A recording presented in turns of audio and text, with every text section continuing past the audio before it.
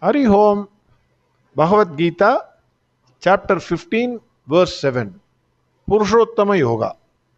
In the last verse, Bhagwan Krishna said, neither the sun, nor the moon, nor the fire can shine there, can shine in the abode of Bhagwan Krishna. The one who has reached my supreme abode never returns. Bhagavan third time reassures a person who has reached the supreme abode never returns. The one who has reached perfection never again becomes imperfect. Verse 7. ममैवांशो जीवलोके जीवभूतः सनातनः मनःषट्टानि इन्द्रियाणि प्रकृतिस्थानि कर्षति ममैवांशो जीवलोके. Bhagavan says a small part of mine, Jivaloke, in this world of living beings, exists as Jiva, which is eternal. Jiva Buddha Sanatanagam.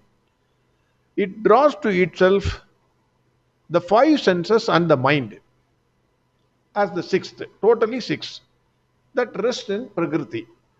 Manashattani Indriyani Prakritistani Karshati. Mana Indriyas. So totally six. Adi Shankara has given two examples, quoted by both Swami Chinmayananda and Swami Dayananda Saraswati.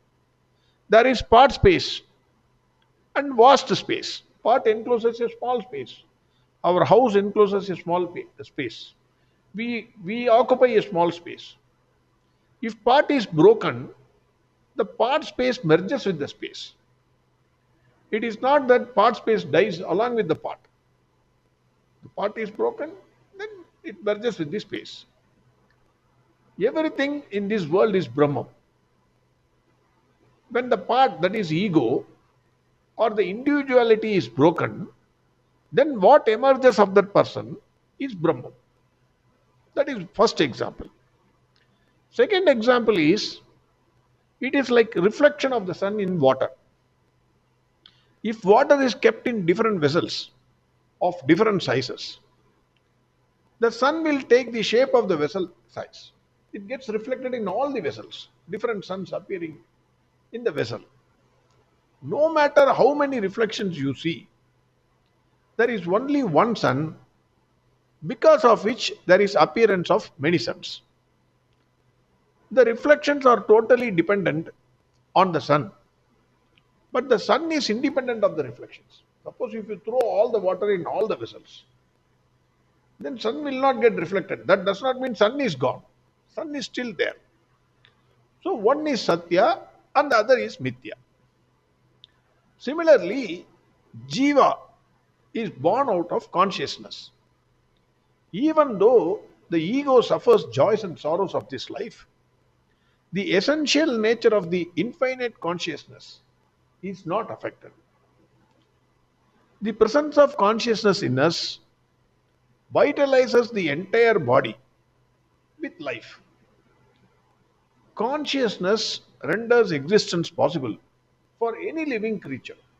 You take from worm to man, anything, consciousness only renders existence. It maintains the living creature by its presence. The sense faculties and mental capacities, they all function because of the presence of consciousness. If consciousness is not there, the doctor will declare the conscience is out. The five senses and the mind belong to matter. They express themselves in the presence of the spirit when it functions through matter. Hence, Bhagavan says, along with the mind and five senses, consciousness functions.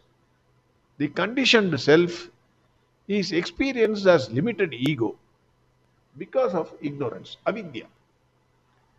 Dr. Radhakrishnan says, when Bhagavan says a fragment of myself, this does not mean that Bhagavan is capable of being divided into several parts or he can be partitioned. 1, 2, 3, 4, n number of partitions. That cannot happen. The individual is nothing but movement of the Supreme. That is what Dr. Radhakrishnan says. Self is the nucleus of every individual, and he can enlarge itself and embrace the whole world by heart and mind. The actual manifestation may be partial, but the reality of the individual soul is the divine, which the human manifestation does not fully bring out. We do not bring out our divine. We live at the limited ego level and then we die. Bhagwan in this verse says, a fragment of my own self has become the living souls, eternal in nature, in the world of life.